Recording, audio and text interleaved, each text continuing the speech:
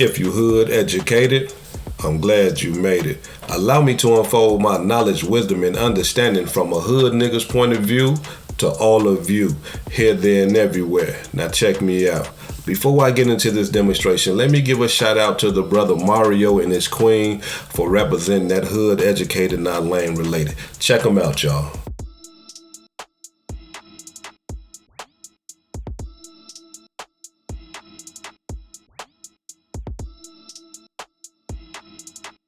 As y'all can see, them hoodies raw as hell. I can't even lie, you know what I'm saying?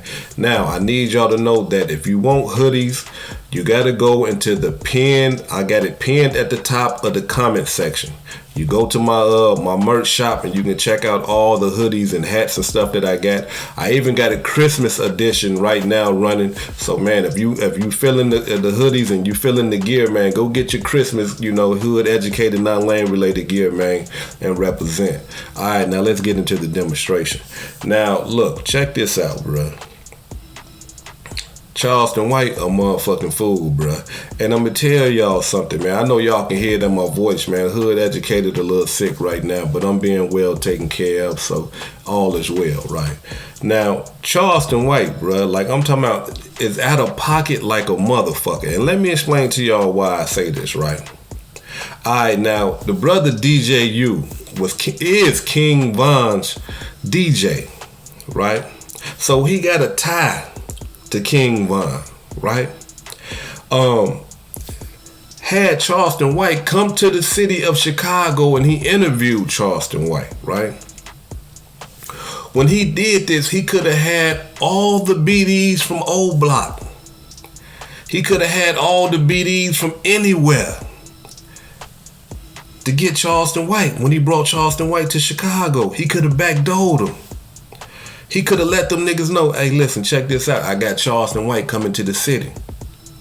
Y'all can catch this nigga on his way coming to the motherfucking shop. I mean, to the interview, or y'all can catch this nigga leaving the interview, right?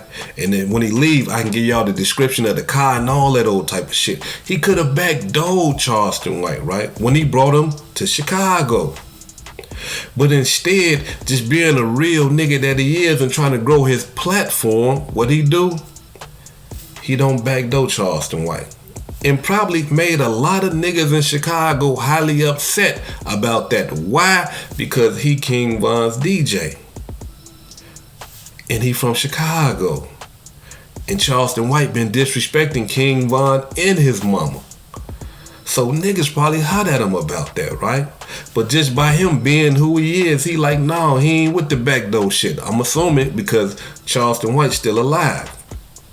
Now, Charleston White invites DJU down to Houston to do another interview, right? The one where Charleston White just pulled a gun, they ain't in Chicago, Illinois in that interview, right?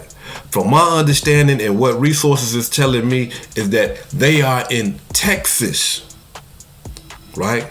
And if you pay close attention to the video, you will hear the brother say, hey man, don't bring them down here and do them like that. When Charleston White pulled the gun and shit like that, you see one of the brothers with the all black on, he said, don't bring them down here and do them like that. Why? Because that was bogus than a motherfucker, bruh. You get this man in your backyard and now all of a sudden you want to pull guns on the man? All because the man just asked you. The man ain't jump up and say, hey look nigga, you ain't finna be disrespecting King Von mama. You say it one more time, nigga, I'ma take off on your bitch ass, nigga. Say it one more time, nigga, I double dare you, motherfucker. It wasn't none of that. It wasn't no type of anger energy whatsoever. DJU just said simply, when he said fuck King Von and fuck his mama, DJU said, don't say that, Charleston. Just like that. Don't say that, Charleston. It wasn't aggressive like, nigga, say it again, I'm taking off on your ass. It was, come on, man, like, don't say that, bruh. You know what I'm saying? And this nigga Charleston White went crazy. Went and grabbed his gun and cocked it back. Come on, man. Like, that's rotten. I'm talking about Charleston White. You the same motherfucker that be all on the internet preaching about black on black crime. The same motherfucker that talking about you can't stand rappers and all that old type of shit. Why? Because they preaching black on black crime. As soon as you have a small disagreement with a brother that you brought to your city, your state, you go grab your gun and put one in the chamber on this man. Embarrassed him in front of the world. Embarrassed him in front of his homeboys. Struck his ego, I guarantee you. That's why if you pay close attention to the video, DJ U just sitting there smoking his weed like, damn. It's almost like he understood, like, damn, this nigga got me down here and now he being disrespectful. This nigga got me down here and he yelling and doing all type of shit that he wasn't doing when I had him in Chicago. This nigga got me down here and he pulling my motherfucking card. And I can't do nothing because I'm down here in this nigga's backyard. You a rotten motherfucker for that, Charleston. You a rotten motherfucker for that. Because here it is, bruh. You the main one that be talking about black on black violence, and you go get your gun and you cock that motherfucker back and put one in the chamber. What that tell us? He ready to kill something. You don't put one in the chamber to be fucking around. You put one in the chamber because you ready for war. You ready for battle. And you did that on somebody that I'm sure he probably paid you for the interview. And this is what you do to this man. Why? Because you got him in your backyard. And you really don't believe in that shit that you preaching.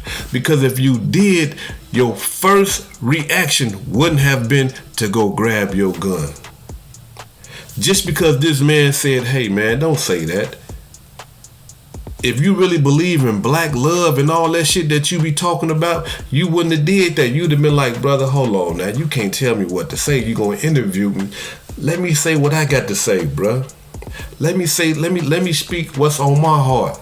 I understand you might not like it and you might not feel that way about it, but let me express myself the way that I express myself. But instead, you go get a gun. You out of pocket, bruh. And let me say something, bro. I don't know the brother DJ U, you know, understand, but for him to walk up on Charleston White like that while Charleston White had a gun in his hand, I'm going to say this right here with all respect, brother. That was foolish, right? But what that tells me, because I'm hood educated, not lane related, DJ U really thought they had a relationship like that, where he can talk to Charleston and say, brother, like, calm down. Like, you see what he said when Charleston White put one in the chamber? He said, what is you on? That's a question that niggas in the hood say when they baffled, when they can't believe what's going on. What is you on? It fucked his head up because he thinking to himself like, we were just cool. Now I get down here, you putting one in the chamber on me and all type of shit. But you gotta understand something, DJ U. All that shit Charleston White be talking about, he don't believe that shit. All that, I hate the rappers and all that, he don't believe that shit, because if he did, as soon as NBA Youngboy said what he said, hey man, look, I got your back, I'll send you some money, he'd have been like, nigga, I don't need your money, nigga, you out here preaching death to the children, nigga, fuck you and your money, nigga, I got the children. But that's not what it's about. It's all about the money. So a lot of us, we might say, well, damn, why Charleston White going so hard on these dead rappers' mothers? Why Charleston White going so hard on King Von's mother, Mo3 mother, Lil Snoop mother, Tooka mother? These women haven't disrespected this man not one time. But he disrespecting them. Why? Let me break it down to y'all. Charleston White and Rainwater, right, had a cold-blooded vision, right? The vision was this right here, y'all. We got these rappers disrespecting these dead kids. What about the mothers that got to hear this all the time, all on the radio, all in shows? You got people talking about smoking their sons and shit like that. What about the mothers, right? So Charleston White and Rainwater said, look, we finna monetize the pain of the mothers. These rappers are monetizing the death of their sons. So we're gonna get these women together, have them talk about their pain and their struggles and everything that they going through, and we're gonna monetize it. We're gonna make money off this motherfucker, right? So the lick was this: get the mothers together, make the mothers sign them contracts where they sign over all their rights and shit to the story, to Rainwater and Charleston White. And what Charleston White and Rainwater was gonna do, shop the story around. This is what I'm getting. This is the information that I'm receiving from Texas. They was gonna shop the story around and try to get it on Netflix, Revolt, one of these major platforms, and rake in all the benefits and not give the mama and them not a goddamn thing. Why? Because they already paid them chump change, right? They done paid them chump change for their stories. So that's why he is so upset, because now somehow they done backdoored him. Rainwater done did something with the contracts and shit like that. Well, Rainwater got all the motherfucking rights to all the information. And so now the mothers, they still on the outside. They still on the outside looking in. But it's really a war between him and Rainwater. And now he upset about that. Now he want his money back. Now he mad at the women because he did all that shit, all that rubbing and caressing and finessing and shit like that for nothing. Now he mad, he want his money back. Now he mad, he don't give a fuck about their pain. But if you ask any one of those mothers, before all this shit, before the whole operation with him and Rainwater fell, oh, he was, yeah, sister, you know, they out of pocket for that. They shouldn't be doing that. We gonna tell y'all story and all that. We care about what y'all going through and all this old type of shit. Finessing. But now that it didn't go right, now it's fucked there. I understand the play and I understand the game. Get your money, do what you gonna do. Alright, cool, whatever. But the way you just did that, brother DJU, man, was out of pocket, man. You bring a man to your backyard and up a pistol on him. And then, nigga, you from that era that I'm from. We don't pull pistols unless that motherfucker gonna be fine. We don't pull our motherfucking pistol unless we ready to put some motherfuckers in the ground or try to put a motherfucker in the ground. That's when we pull our pistols.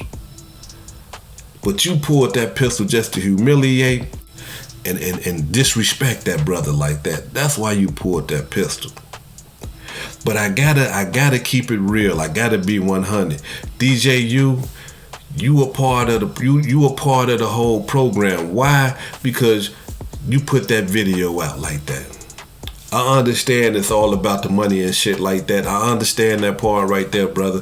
But at the same time, you put that video out. That shit right there should have stayed in the streets, if you ask me. The internet shouldn't have known about that type of shit. Why? Because I'ma act like a hoe. This is what I'ma do. I'm this hood educated. That nigga would have did that shit to me like that, I would have act soft as hell. Yep, you right. Fuck Chicago. Yep. Fuck all that shit. Man, bruh. I see what you saying now. I feel where you coming from. You right, bruh. Fuck that shit. Yeah, you right. And I would have got his ass back in Chicago and backdoored this motherfucking ass. But I would have did it though. I'm just being 100. This hood educated, not lame related. Peace and love, and y'all take care of yourself out there. I got that video on the Patreon, so if y'all want to go check it out, I got the link to the Patreon pinned in the comment section at the top. Before I depart though, let me give a few shout outs to some blessings that I received this week. Yvonne Hopkins for the $2 cash app. Appreciate you, sister. Black Cartel Family for the $2 cash app. He say, this hot boy twin from Chicago. Love your content, bro. Is you talking about unknown hot boy that just came home? I never knew that brother had a twin, if that's who you talking about. And then you call yourself Black Cartel Family. Come on, bro. You the cartel. You send a nigga $2, man, you the cartel? Come on with this shit. Nah, I'm just fucking with you. Matthew D'Ambrosio for the $5 cash app. He says, thanks for the hood education. My homeboy, Norman Chambliss for the $5 cash app. Happy birthday, brother. I hope you had a good one. And Christine Robinson for the $5 cash app. She say, love the info. I really appreciate that. This hood educated, not lane related. Peace and love, and y'all take care of yourself out there.